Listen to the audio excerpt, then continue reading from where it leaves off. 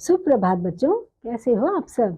आशा करती हूँ आप सब बहुत अच्छे होंगे, खूब मजे कर रहे होंगे। आओ बच्चों, सामाजिक विज्ञान की कक्षा को प्रारंभ करें आज के पाठ 3 के साथ। शीर्षक है जिसका उत्तर का विशाल मैदान। भारत के उत्तर का विस्तृत मैदान पश्चिम में पंजाब से लेकर पूरब में असम तक फैला हुआ है। इस विस्तृत मैदान के उत्तर में ऊंचा हिमालय पर्वत और दक्षिण में पठारी क्षेत्र की ऊंची भूमि का समावेश है। इस मैदान की लंबाई 2400 किलोमीटर तथा चौड़ाई 240 से 320 किलोमीटर है। यह मैदान गंगा, यमुना, सतलुज, ब्रह्मपुत्र नदियों की बहुमूल्य देन है।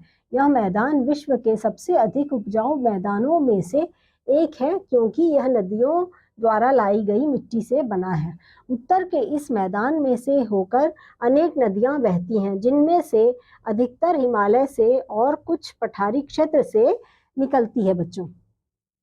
इन नदियों के बहाव में अनेक पत्थर आ जाते हैं जो आपस में टकराकर टूटते रहते हैं और क्रमशः कंकड़, रेत तथा बारीक मिट्टी में बदल जाते हैं। चूंकि उत्तर के मैदान की भूमि नदियों द्वारा लाई गई मिट्टी से ही बनी है, अतः इस बारीक मिट्टी को जलोढ़, कांप या कछारी मिट्टी कहते हैं।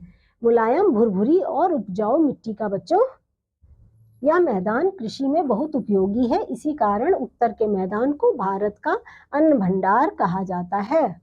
सतलुज, गंगा और ब्रह्मपुत्र यहाँ की सबसे महत्वपूर्ण नदियां हैं। ये नदियां हिमालय पर्वत से निकलती हैं।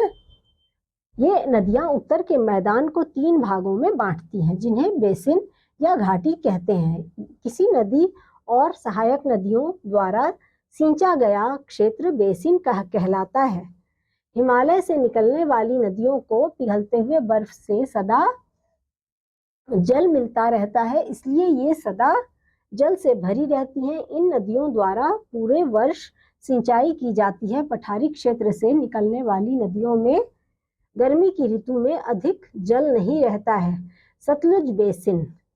सतलुज नदी पंजाब से होकर दक्षिण पश्चिम की ओर बहती है और बच्चों यह पाकिस्तान में सिंधु नदी से मिलती है और अंत में अरब सागर में जाकर गिरती है। यहाँ अधिक वर्षा नहीं होती। बंगाल की खाड़ी में उठने वाला मानसून असम या बंगाल में पहाड़ियों से टकराकर बरस जाता है। फिर मानसून पश्चिम की ओर मुड़ जाता है और इसके बाद बिहार व उत्तर प्रदेश में बरसता हुआ पंजाब पहुंचता है।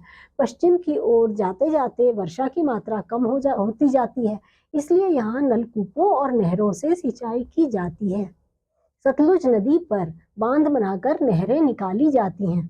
सतलुज बेसिन के 2 मुख्य राज्य हैं, पंजाब और हरियाणा।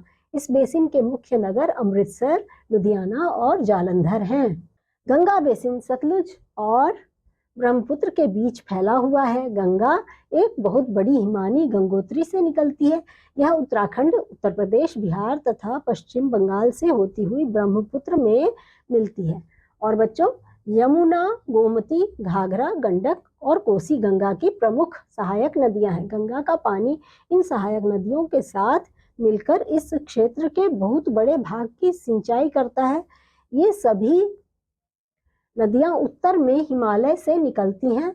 दक्षिणी पठारी क्षेत्र से आने वाली सहायक नदियां चंबल, बेतवा और सोन हैं। पठारी क्षेत्र में से सोन पटना के निकट गंगा में मिल जाती है। अन्य नदियां यमुना में मिलती हैं, जो इलाहाबाद के निकट प्रयाग में गंगा, यमुना और सरस्वती का संगम है बच्चों। पर्वतीय क्षेत्र में गंगा नदी तेज गति से बहती हुई हरिद्वार के निकट मैदान में प्रवेश करती है। हरिद्वार तक आते आते गंगा एक विशाल नदी बन जाती है। मैदान में यह धीरे धीरे बहती है। इलाहाबाद में यह यमुना के साथ मिल जाती है। गंगा नदी उत्तर प्रदेश, बिहार और पश्चिमी बंगाल से होकर बहती है। फिर यह पश्चिम बंगाल में 2 धाराओं में बट जाती है। इसकी एक धारा हुगली तथा दूसरी धारा पद्मा कहलाती है। कोलकाता हुगली नदी के किनारे स्थित है। पद्मा बांग्लादेश से बहकर बंगाल की खाड़ी में गिर जाती है। पश्चिम बंगाल तक पहुंचते पहुंचते गंगा नदी में मिट्टी और तलछट का बहाव बहुत अधिक बढ़ जाता है, परंतु गति बहुत ही धीमी हो जाने के कारण यह मिट्टी और तलछट को और आगे बहाकर ले जाने में असमर्थ हो जाती है। परिणाम स्वरूप स्थान स्थान पर मिट्टी के ढेर जमा हो जाते हैं। इन ढेरों के कारण नदी का जल कई धाराओं में बट जाता है। ऐसा क्षेत्र देखने में एक फैले हुए पंजे के समान लगता है, जिसे डेल्टा कहते हैं। गंगा और ब्रह्मपुत्र दोनों नदियां मिलकर संसार का सबसे बड़ा डेल्टा बनाती हैं, जिसे सुंदरबन डेल्टा कहते हैं। ब्रह्मपुत्र बेसिन। ब्रह्मपुत्र बेसिन 3 ओर से पहाड़ियों से घिरा है। असम में ब्रह्मपुत्र बेसिन का क्षेत्र संकरा है। ब्रह्मपुत्र बेसिन पहले पश्चिम फिर दक्षिण की ओर बहकर समुद्र में मिल जाती है बच्चों। यह बहुत चौड़ी नदी है। इस बेसिन में बहुत भारी वर्षा होती है। चेरापूंजी मासी नराम इसी बेसिन में स्थित है। यहाँ संसार में सबसे अधिक वर्षा होती है। ब्रह्मपुत्र नदी में वर्षा के दिनों में भारी बाढ़ आ जाती है बच्चों। तो बच्चों, आपने देखा इस अध्याय में हमने अपने मैदानी इलाकों के बारे में जाना, नदियों के बारे में जाना।